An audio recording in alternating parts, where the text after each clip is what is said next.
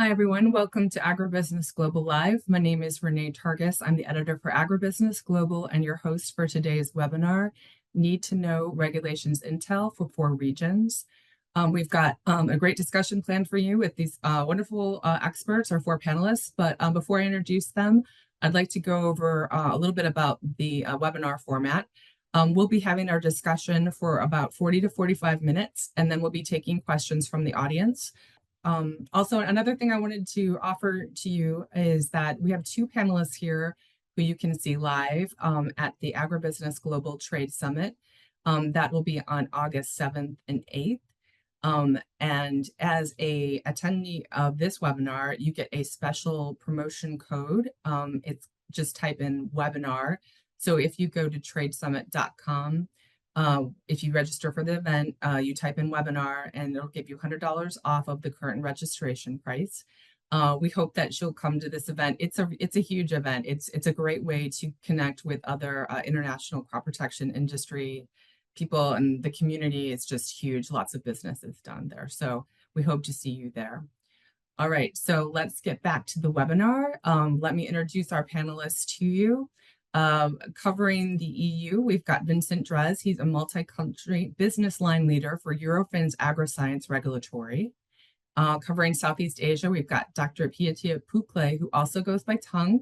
She's the Regional Sales and Regulatory Policy Manager for Asia Pacific for Knoell. For covering LATAM, we've got Alexandre Quesada. He's the Executive Director for Winhonor LATAM. And covering the US and North America, we've got Dr. Gloverson Moro, Chief Technology Officer for AgriThority. All right, welcome everyone. Nice to have you here. All right, so we're going to start with Vincent talking about the EU. So we're doing a high-level discussion for this webinar, and basically kind of covering what are these very important things that you need to know if you want to talk about regulations in these regions. So Vincent, why don't you start and tell us a little bit about what's going on in the EU? Sure. Thank you very much, Renee, for the nice introduction, and also to AgriBusiness Global for giving us as panelists the opportunity to provide the audience with something which I hope will be very insightful for them in terms of need to know about the regulations in our regions. And I'm very pleased to talk about Europe.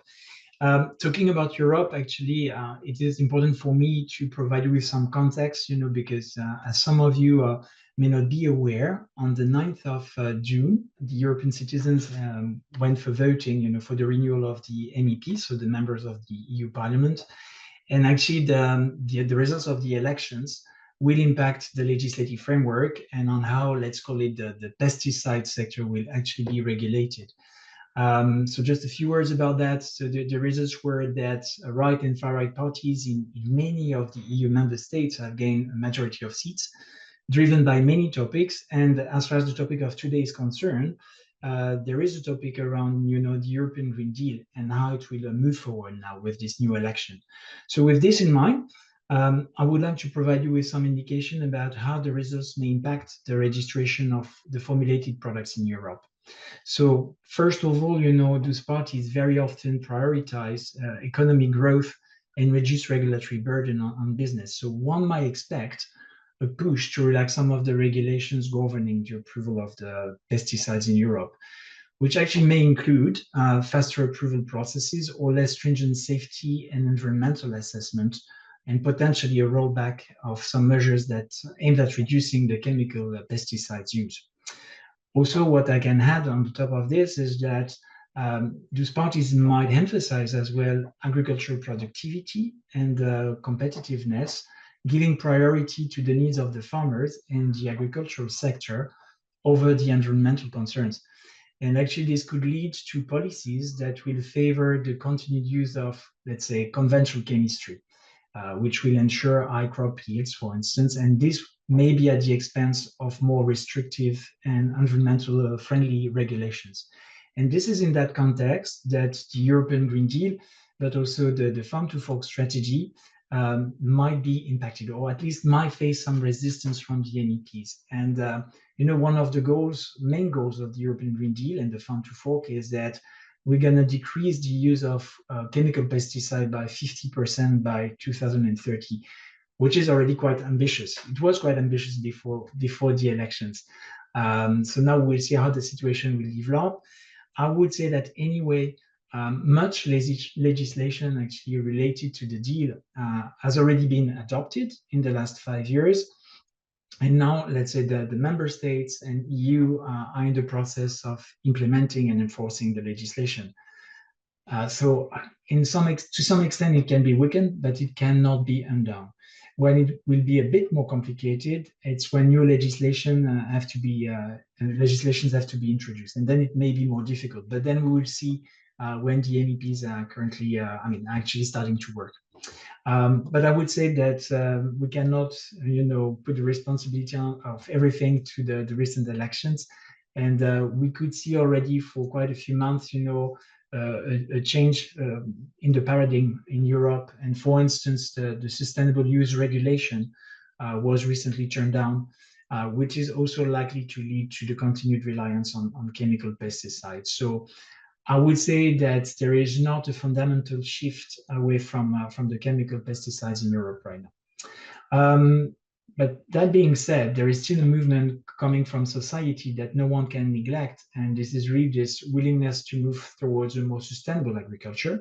And this is really at the core of everything in Europe right now. So, and there are still many initiatives that are launched at the European level that are encouraging safer alternatives to conventional chemistry. And just would like to refer to the Circular Bio-Based Europe joint undertaking. That is a 2 billion partnership between the European Union and the so-called Bio-Based Industries Consortium, the BIC. And they will fund projects advancing competitive circular bio-based industries in Europe, which is great to know, actually. And Eurofins are contributing to the preparation of the proposals, offering regulatory supports for the stakeholders who are willing to push innovation to the European market.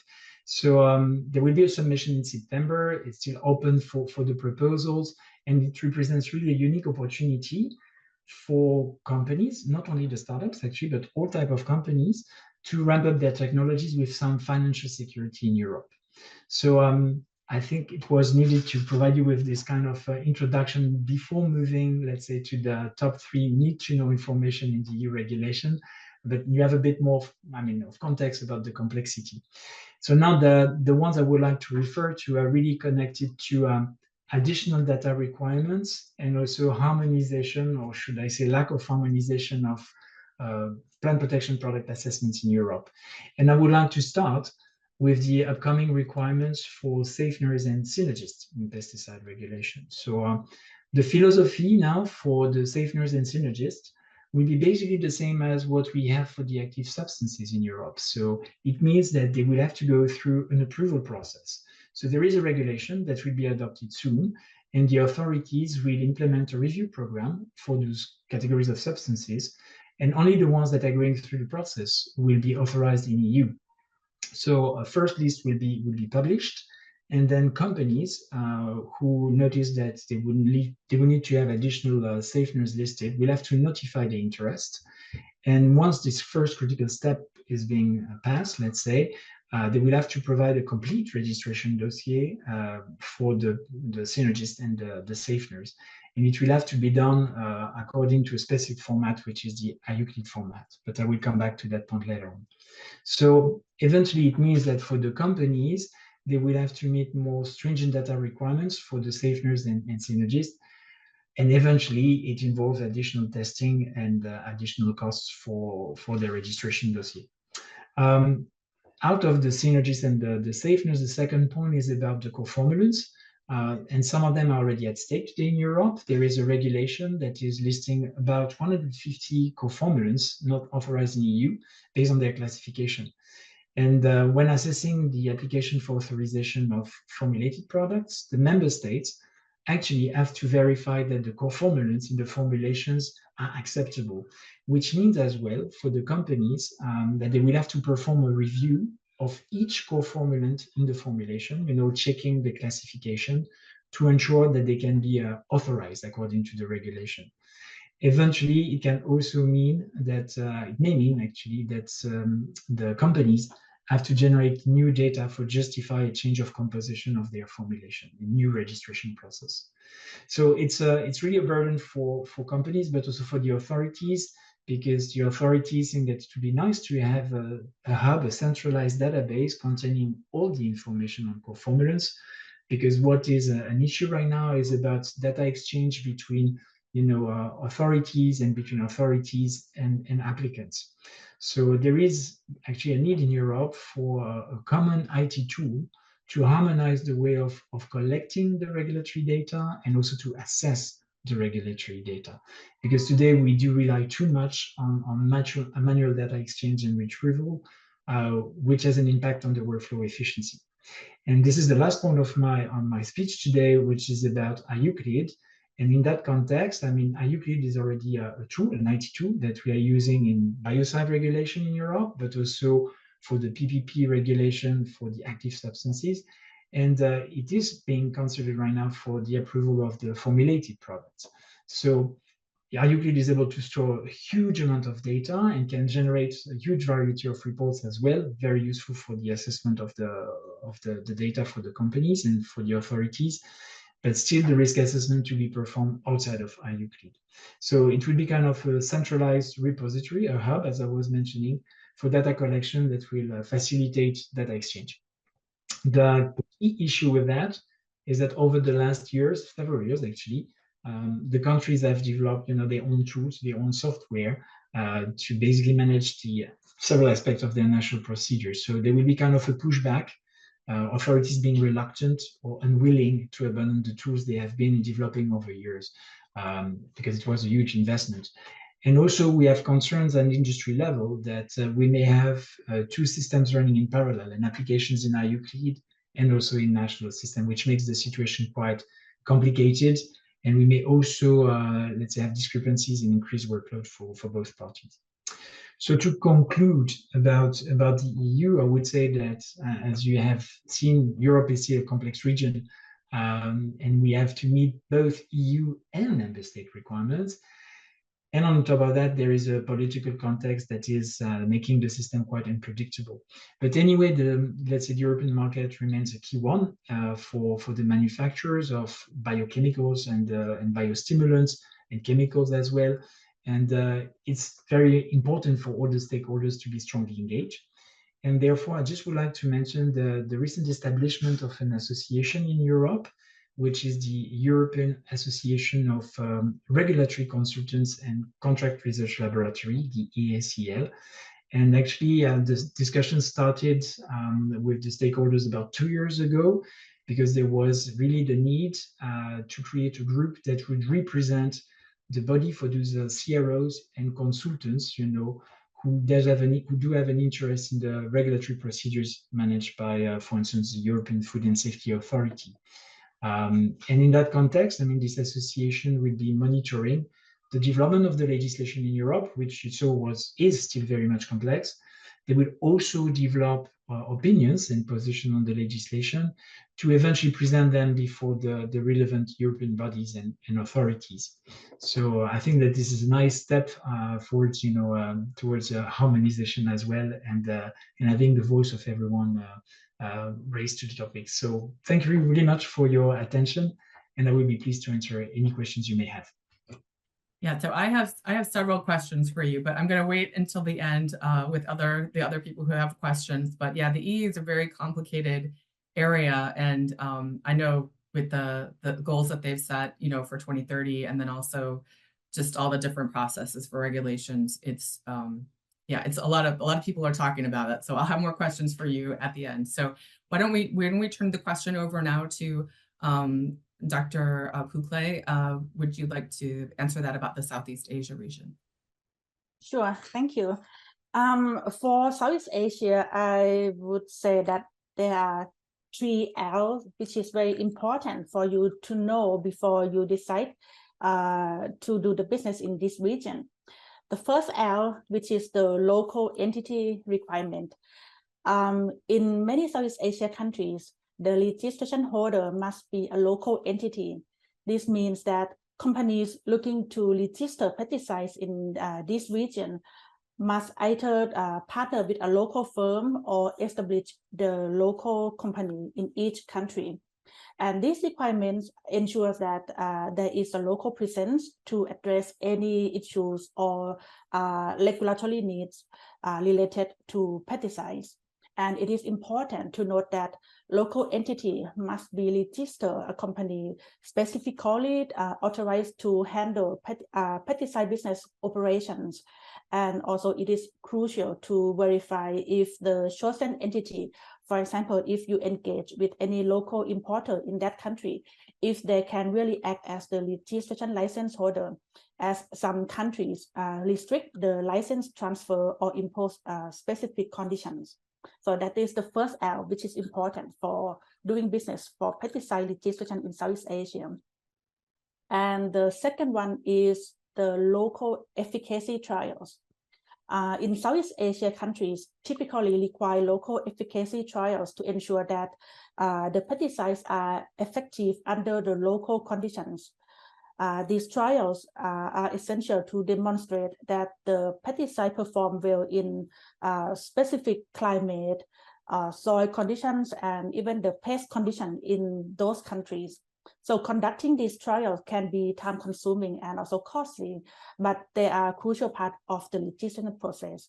So for this point, it is very important for any registrant or applicant to understand the regulations and the requirements to design the trial protocols correctly, because in some countries specify different requirements based on the type of the target crop, which can be the major crops or minor crops, depends on the countries, depend on the crop group, and also the number and the type of trials requirements may vary, depends on the regulation of those countries.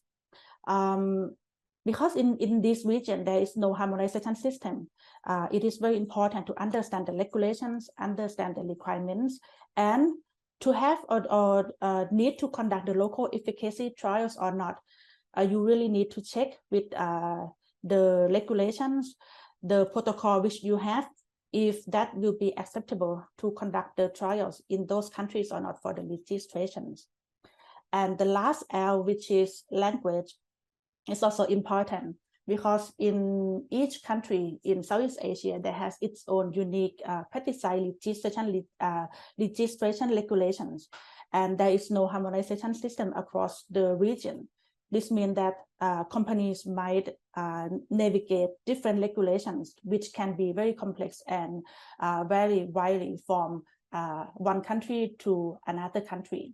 So the language barriers can pose significant challenge, as the regulatory documents and requirements are often available in local language. And this also important to get kind of the translation or have the understanding. In my case, I always have the local support to provide any on-ground support, especially when I have to discuss with the local CRO or the local authorities. And communication with the regulatory authorities in Southeast Asia often require formal written submission rather than direct email communication. If you have just the generic questions or just the normal questions where you can just call authority, you still need to communicate in local language. But if there is any case where you need to get clarification or confirmation from the authority, they always ask you to prepare detailed letters in the local language and submit to the authorities. And with that, you need to submit both of the official letter or supporting data regarding your products or whatever you want to ask. And you need to await official response following the regulatory meeting or reviews. So one question might not take only 1 or 2 working days to answer, but you might have to wait about 1 month or even 6 months to get feedback from authorities, because they mostly they will not just give the answer via a call or email, but they really need to answer in the format of the official letter or even kind of the consultation result from the competent authorities. So those 3 L's are what you need to know if you want to register the pesticide in this region: local entity requirements, local efficacy trials, and also the language and regulatory complexity. Thank you. All right, thank you, Dr. Pukclai. And I have some questions for you as well. So I'll save mine for the end with the other attendees. Okay, Alexandre, LATAM. So that's a huge region. So I know that maybe you're going to focus on Brazil and I'm not sure what other countries you were going to focus on, but go ahead and please give us your input. Thank you for the introduction, Ms. Renee. It's always a pleasure to participate on your webinars. Thanks for the introduction, the beginning of the webinar. And we are talking about Brazil, Mexico, and Argentina. Just that we have just 10 minutes here. I believe that will be the three most regions that the people want to know about. Right, so let's start with Brazil. Brazil, last month, we participated in another webinar from AgriBusiness. So I discussed about the new legislation back in Brazil, which is very well in discussion back here. So as I have spoken by last month about this new regulation, this time I will talk about biostimulants, biological products. Right, so what is also important here for this region, which is Brazil, is the hugest one. Right, so the phytosanitary products market in Brazil is the largest in the world, as everybody knows already, with rapid growth in sales of biological products, which have increased 38% per year over the last 5 years. So it's a huge increase if you compare with the chemicals back and like with the biologicals back when it started in 2011. In 2022 and 23 season, the biological market reached 827 million, highlighting bioinsecticides and nematicides. So the two biological products which is comprises these values that I just mentioned. Used mainly in the soybeans and corn. The Blink Consultants Company predicts that the total market will reach 2 billion in 2026-2027 season, driven by adoption of biological technology, expansion of cultivated areas, and increase of the number of the products. And this growth will attract new companies, as we have a lot of companies already here in Brazil. More other companies from all over the world will come here because Brazil is promoting very much this market here, potentially affecting the profit margin of the existing ones. So if you have a lot of companies fighting for the same market, the margin of each one has a bias to decrease, or in other cases increase, depending on the market perspective of each company. The use of biological products already surpasses traditional chemical pesticides. So there's a lot of biological products in the field today, and the producers are getting used to use them combined with the chemicals. For example, in sugarcane, 90% of the registered products are organic. In Brazil, 55% of the farmers use biological technologies, compared with 6% of the USA. That is the comparisons showing that Brazil is upfront when we are talking about biological products. In 2022 and 2023 season, 15% of the biological market was made up of inoculants divided into biological nitrogen fixers, associative bacteria, and growth promotion microorganisms. It is certain that biological and chemical markets will coexist, as I said before, with one complementing the other. That's the future of the agriculture in the world, combining both technologies. You know, the chemical will not disappear, but biological will get a very huge field combined with them. Talking about Mexico. So as far as Mexico is concerned, the black currency market in Mexico is driven by the demand of US dollars from companies and individuals seeking to avoid exchange rate regulations. So there is a black market back in Mexico that's a concern for not only for agribusiness, but also for other fields of business too. But here we are going to focus on that, on the agribusiness field. These transactions common on the border with the United States offer more attractive exchange rates, but present risks such as fraud, false invoices, and legal consequences. Furthermore, the black market can devaluate the Mexican pesos and undermine confidence in the currency. The Mexican government has implemented measures to regulate the foreign exchange market and prevent illegal activities such as money laundering and terrorism financing. However, it is difficult to quantify the volume of money in the black market. That data from Banxico indicates that in 2022, approximately $4.4 billion will move through money transferred from US to Mexican banks, with approximately 8% of the total possibility linked to criminal activities. In addition to foreign exchange, transactions in the black market in Mexico also involves smuggled products. That's where I start to talk about the products that is smuggled, which enter in the country through clandestine routes, are falsely labeled to pass through customs. Criminal organizations operate underground using falsified documentation and avoiding taxes.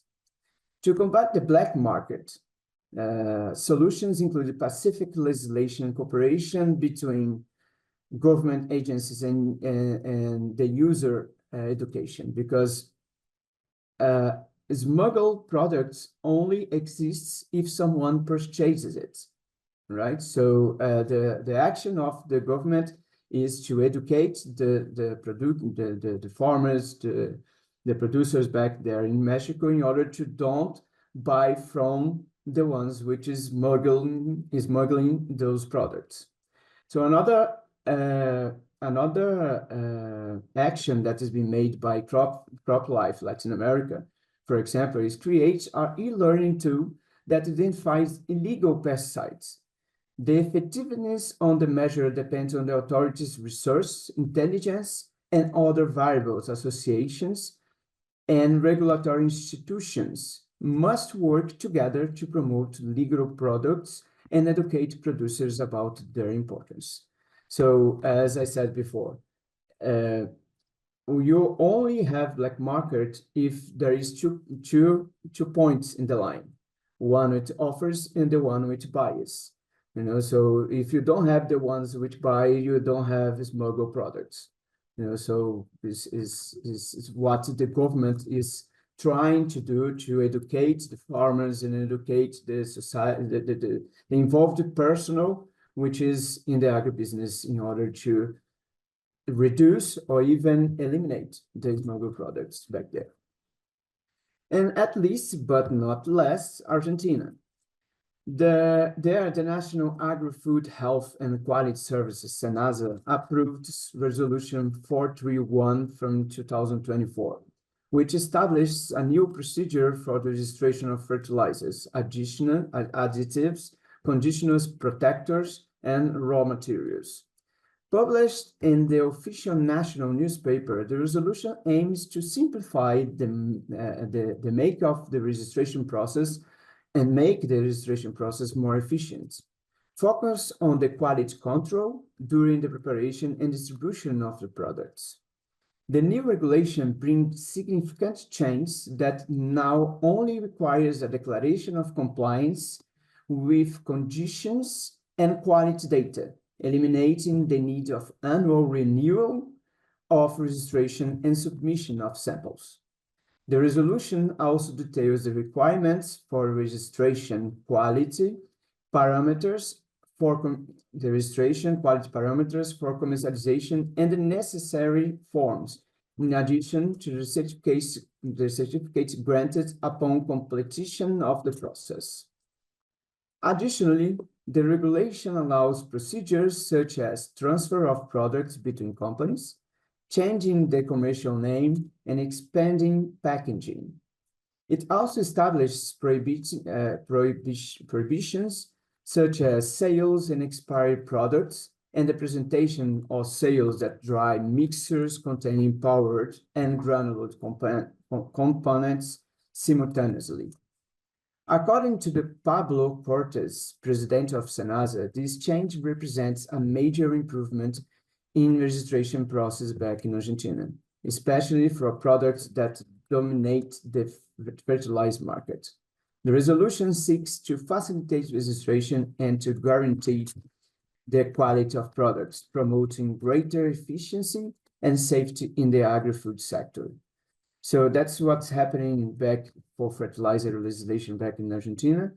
And I believe that is the 3 points I believe that the audience here wants to know about Brazil, Mexico, and Argentina.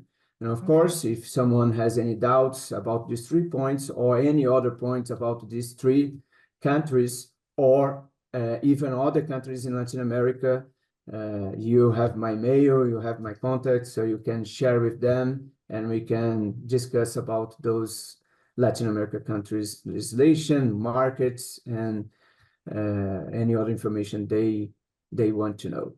Thank you, Mr. Rene.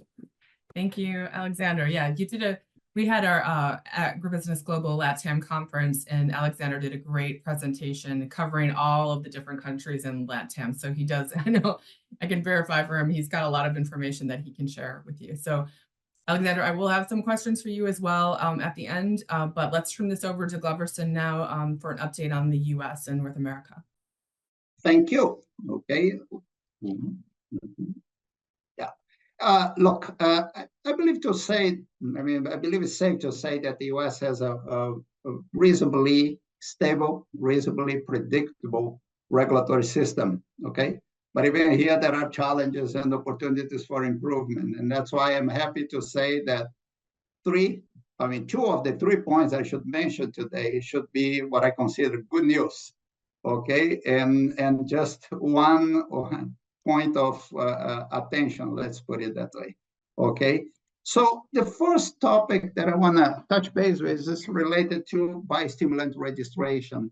I think that one negative aspect of the current US system compared to other countries is that biostimulant, as defined by either content or by claims, they are placed together with crop protection products. That means it requires federal registration, it requires EPA registration, okay?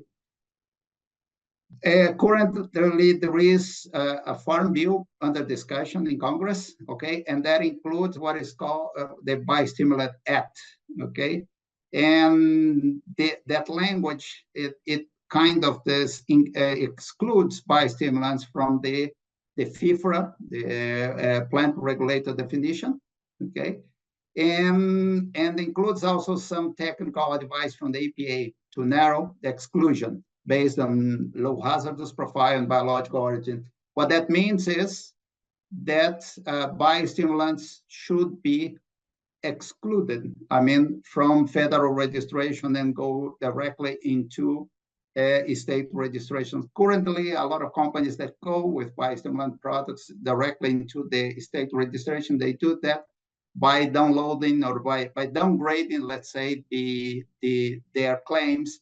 And that is not the ideal situation, because then you miss a lot of what good claims you could make about your product. The law is not approved yet. The Farm Bill is not approved yet. Okay, so but there is a positive perception that it is going to happen. Okay, at least this content of the law. Okay, so attention is now being driven through the approval, how it's going to happen, how the EPA is going to implement that, okay?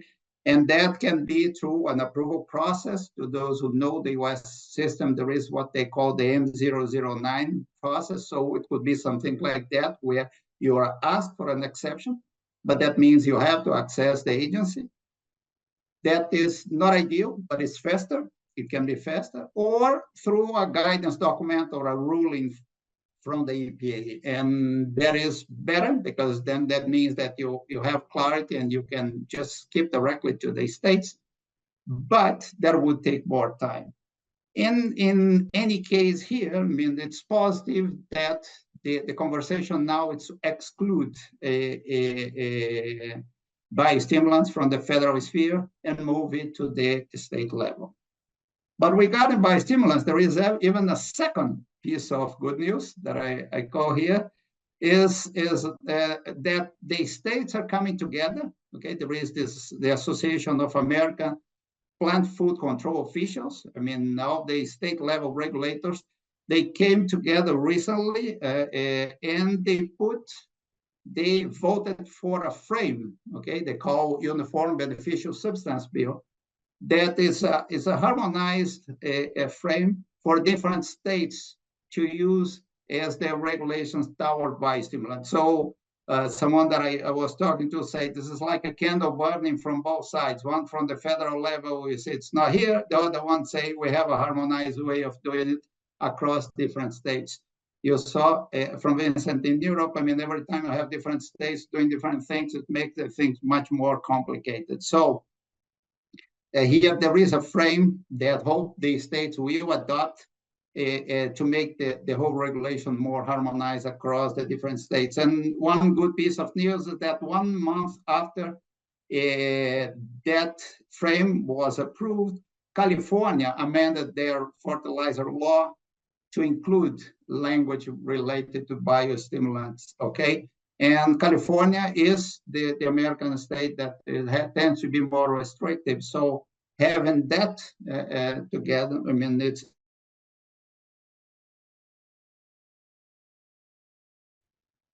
the second piece of good news. Oh, sorry, Gloverson, you froze for a minute, so. Oh, good, no, that's good.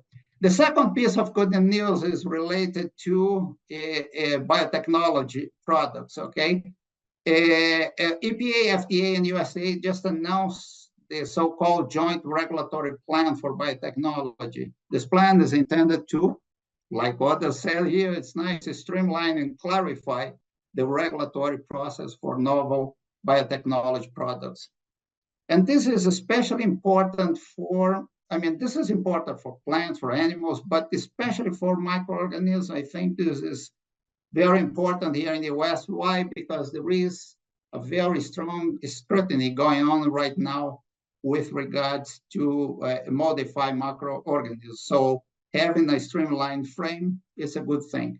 I mean, the work is just beginning, but every time we see different agencies, different countries coming together and talking about harmonizing and streamline the regulatory process, we can take that as good news, and we should pay attention to how does that evolve, okay?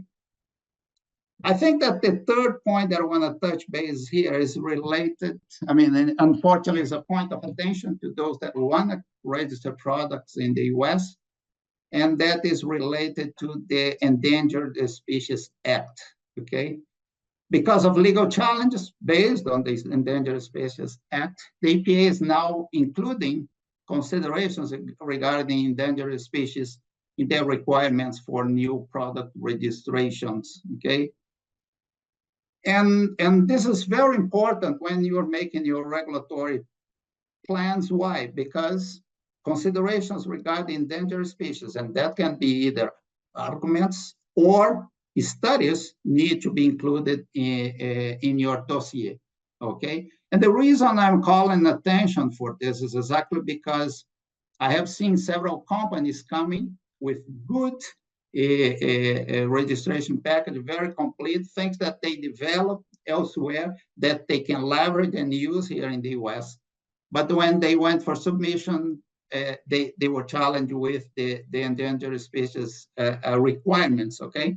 So it's important that companies are aware that that is a topic that is receiving the attention of the EPA right now, and that should be included, that should part of your regulatory thought process, okay? And if your arguments, if you don't have arguments that are good enough, studies need to be conducted. And Probably they will need to be conducted here in the US because some of those species are available only here. I mean, it would be difficult to carry them for other places to run those studies. So people should be aware of that, okay?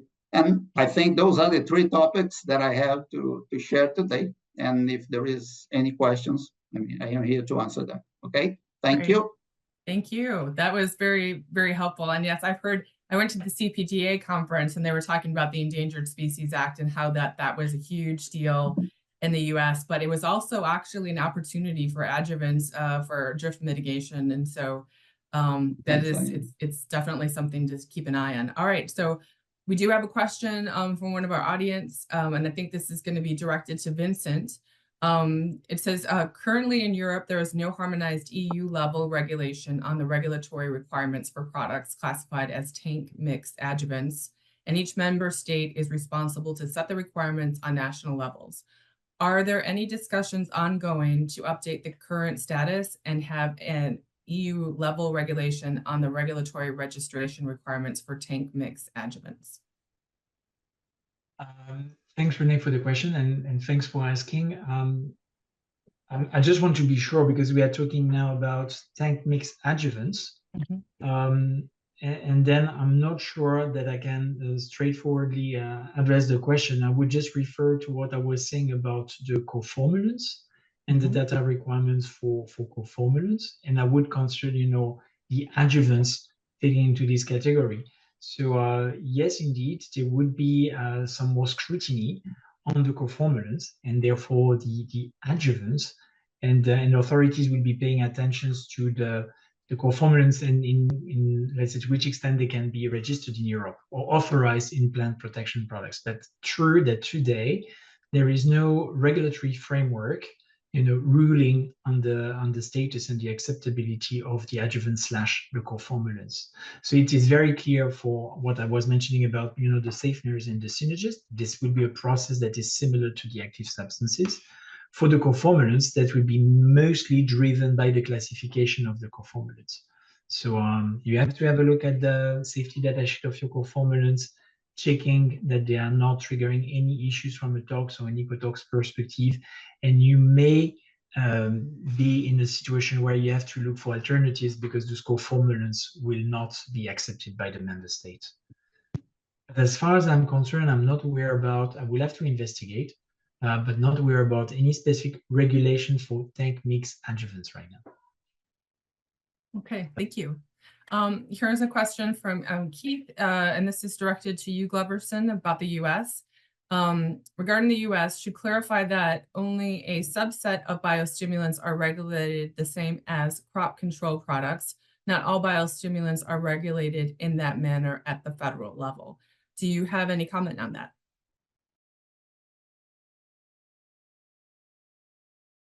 Sorry, you're on mute. I'm sorry. No, that's good. Let me tell you this. Truly, it's an interesting thing because truly every time that language is placed, that is, I mean, it's either language or content are placed in such a way that you can interpret it as a biostimulant, you go to it goes into the federal registration. Okay, so this is an important thing because a lot of people say, no, it's just part of it and everything. So what you do is that you have to, in your label, I mean, really shift your language in order to allow you to bypass that and go into the states, truly.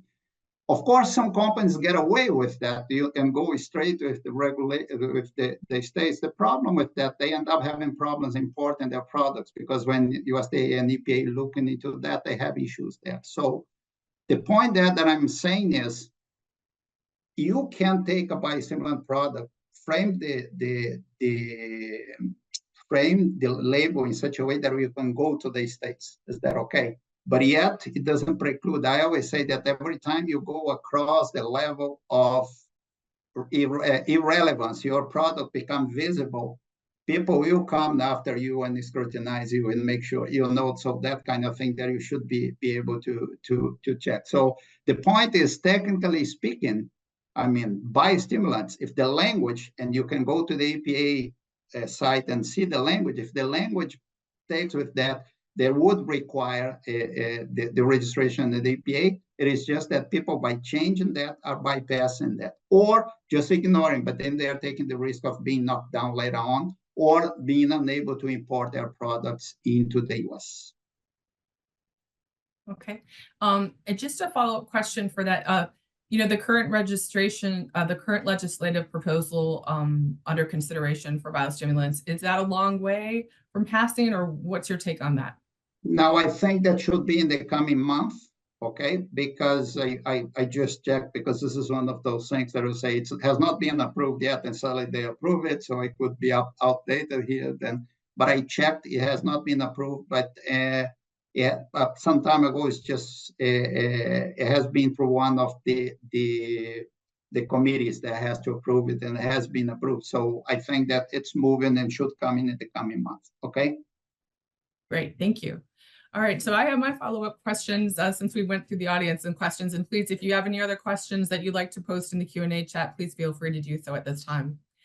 Vincent, I have a question for you. So I keep hearing about the backlog that's happening in EU for regulations. You were talking about harmonization and trying to increase the efficiency, but how far off is that as far as, you know, getting through that backlog? What's your opinion on that? Actually, that was interesting because 2 weeks ago I got a meeting with the French authorities, and they were commenting on the fact that they were up to speed with their backlog right now, which is a perception that is a bit different on the industry side. And when I was asking the question about that, they just said, "Oh, now we are up to speed, but Europe is not up to speed," because, you know, we do have two levels in the approval. So you have the active substance at the EU level, and then you have the formulated products at the member state level. And basically, it's like a ping pong game, you know, finger pointing the others, saying, "Oh, Europe is not up to speed for active, so we're a bit late for formulated products," and vice versa. So I would say that the situation is still very much complicated right now. We know that there are some member states who are, let's say, more efficient than others. But at the end of the day, applicants are also selecting those member states who are also facing, you know, increasing demands in terms of assessment. So the situation right now is not ideal, and let's face it, we do have a bottleneck, so authorities have a bottleneck in terms of resources. And also adding the complexities of the regulations that I was mentioning, which is bringing more work to the authorities. So I would say there is a light at the end of the tunnel, but it's not necessarily for tomorrow. All right, great. Thank you for that. Dr. Pukclai, I have a question for you. And then it looks like we had another question from the audience. We had talked about, you know, last year about drones and regulations for drone formulations. Do you want to give a quick update on that, if there's anything new happening in that realm? Sure. Besides the US, I would say that the trends about using drones in agriculture in Asia countries are really a hot issue now. And considering about the guidelines or the regulation regarding drones in agriculture in Southeast Asia regions, more and more countries, they publish the guideline already. And not only the guideline itself, they also have kind of the SOP on using drones in agriculture. And also you can see that more and more products with the formulation suitable for drones application also available in Southeast Asia market. The local company also looking for good products in order to use with the drones application in this region. So the country like Philippines, Indonesia, Thailand, they have the guideline regarding the drones application already. They also have approval of the formulation which can be used by drones application already. Another country where you may consider not in Southeast Asia would be India and also in China. The level of the guidelines are different, but I would say that for Asia region, we really have this drone topic, how to say, it's kind of the hot issue right now, and it's a time for companies, if you have the product, try to get that opportunities, because right now each country, they are except for the product registration with the clearer guidelines compared to the past. Yeah. Okay, great. Thank you. All right. And I have a question for Alexandre. You talked about the black market in Mexico. Is the government doing anything as far as regulations trying to make it more efficient so that that companies can bring new products to market legitimately? Or is the regulation process still kind of the same or just wondering if the government's doing anything to try to help with getting regulated products to market? Mexico has not only the black market, also has very much bureaucracy and political issues back there. So they are trying to implement those politics to avoid the black market, to avoid smuggled products. But as it is very bureaucratic and political, they stay discussing a lot, and like they have a lot of ideas. The ideas is on the table, but it doesn't become a legislation, in order to set up the market, in order to support the companies and support new products to go there. We have clients which doesn't commercialize products back in China, back in Mexico, because of that situation, and that's changed from one time to another time, because that is influenced by the parties, how I say that, the parties' interests, So if it benefits one part, that is published and is issued the new legislation. But if it's not, that it stays discussing, so that happens not only in Mexico, for example, that happens back here in Brazil too, and I believe in other countries in Latin America. The politician needs to focus on what matters to the country, what will benefit the country, benefits the improvement of the country, in that case, the agribusiness, not the parties itself. So that's what is happening back there. And we believe the power of the companies, the multinational companies, which wants to make business over there, get some efforts to push them up in order to make that good ideas to avoid the smuggled products be in place and help Mexico to improve their market. Mm-hmm. You had mentioned CropLife Latin America, and I know there's associations in Mexico. Do you feel like these associations are kind of advocating for the crop protection industry in a way that's helpful? What's your take on that?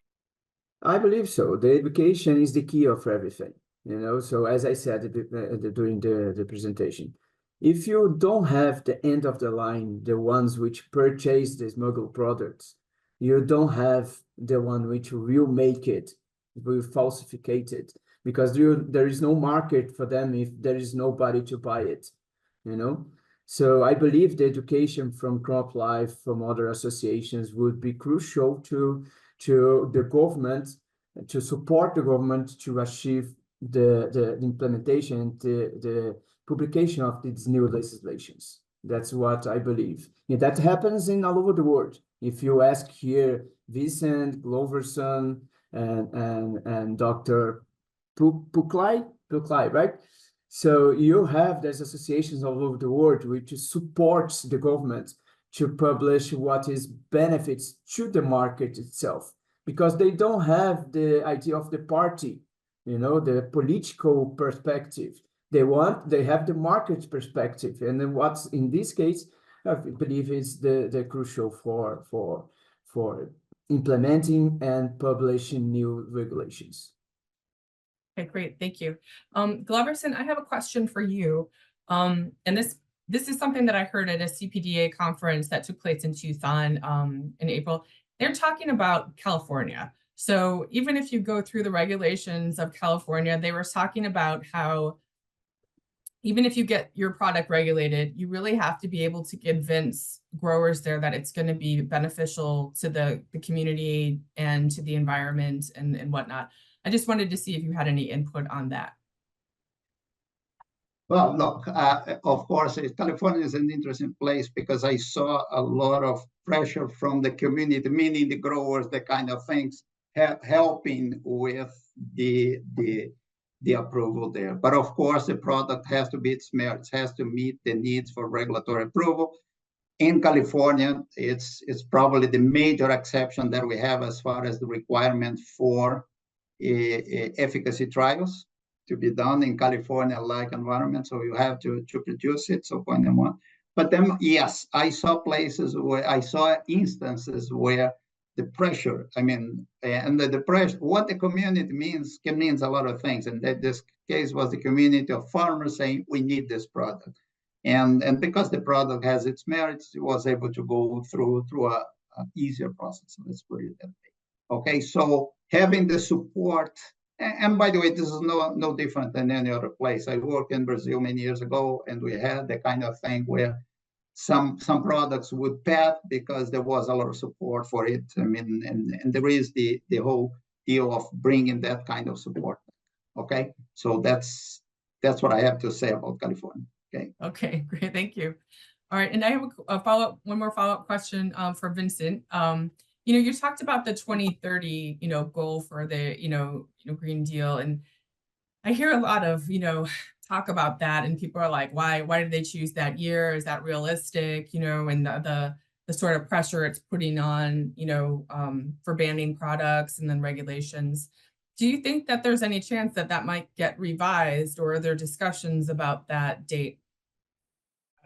I think it's always a bit tricky when you are communicating very clearly about, an objective, and you almost set in stone 2030, 50%.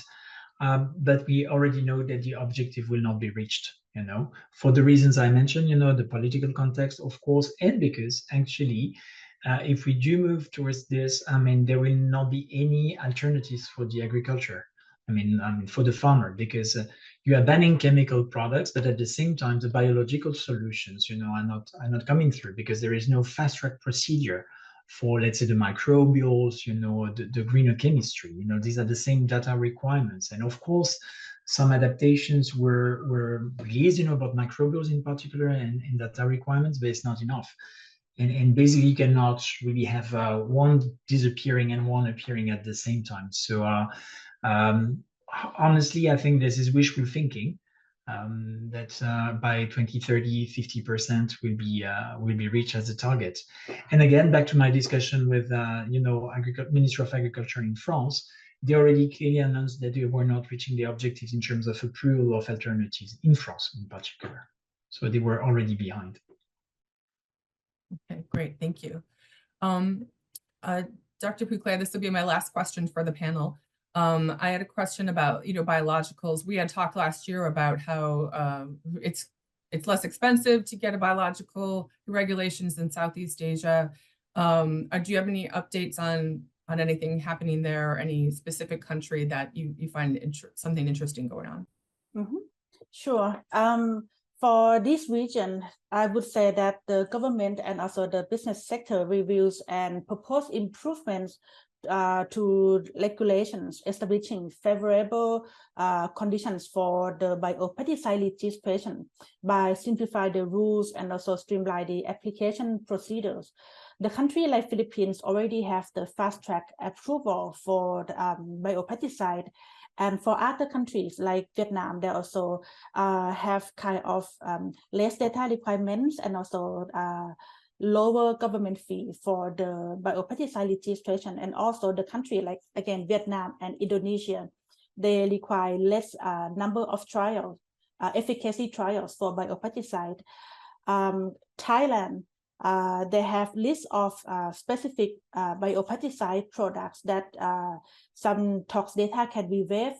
And if the product, even like, for example, manufactured in Thailand, you don't have to conduct efficacy trials locally. So you can see that different countries, they have kind of the exemption or waive some data for the biopesticide registration, because in this region, even the biopesticide still regulate under the same regulation as the conventional pesticide, but more and more they try to have the specific guidelines for the biopesticide registration, because the regions really try to promote or encourage farmers for the use of the biopesticides by shorten the process, have less data requirements, and also open for the public comments. If you have or you can join any association, the authorities, they are open for comments or feedback from the industry regarding the biopesticide legislation. They also have kind of the working group among ASEAN region to discuss together for those 10 countries in Southeast Asia about having the data requirements, which more or less the same. I would not call harmonization because it's not that level, but at least they try to compare about the data requirements from country to country and try to understand about like which data should be split, which data can be exempt in that way. Yes. Okay. We had one final question from one of our attendees. He wanted to know the 3 L's again. It was, what were the 3 L's for your Southeast Asia? Okay, the 3 L, the first one is the local entity requirements. Registration holder must be a local entity. The second L is the local efficacy trials. And the last L is about the language and regulatory complexity. If you can understand those 3 L's, it doesn't matter if your product is conventional pesticide, biopesticide, or even biostimulant or soil amendments. All 3 points are very important if you want to register your products in this region. Great. All right. Well, thank you everyone for joining us on this panel discussion. I learned a lot, and I just appreciate you taking the time. So, and thank you all for attending this webinar. We hope to see you at the next one. All right. Thanks, everyone. Thank you. Bye-bye. Bye.